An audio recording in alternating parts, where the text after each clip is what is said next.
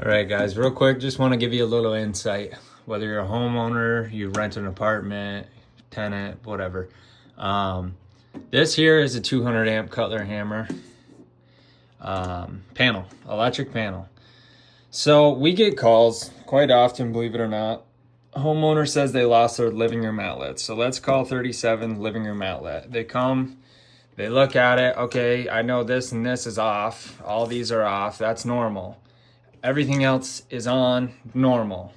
Can't really see any breaker tripped, other than the fact that, number 37, the living room's not working. So what happens is this will sit in like a center position, like so.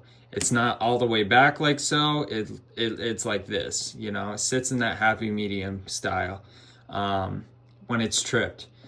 Now, people will come and they'll just flick it back on. And sometimes breakers won't allow you to do that. It'll just go back to the reset position, the trip position. And that they may not even realize that it did that. But what you need to do to reset this trip breaker is actually take it and instead of just throwing it back on, pull it all the way back in the off position. That resets the mechanics inside of it. Once you're in that backwards position, the off position, then go ahead, throw it forward. 9 times out of 10, if you don't have any serious issue, that's all it is. I know a lot of the new arc fault breakers, GFCI breakers even, the older ones, have this issue, and it's because of sensitivity.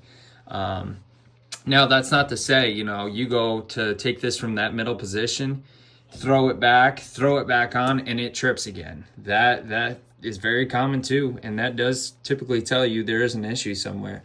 But for those that just don't know how this works, a simple step before you call your landlord or you call an electrician, just take that step, do it yourself. And like I said, just because you think everything looks okay because that's not all the way back, doesn't mean it's not tripped. You really got to look into this for some of you.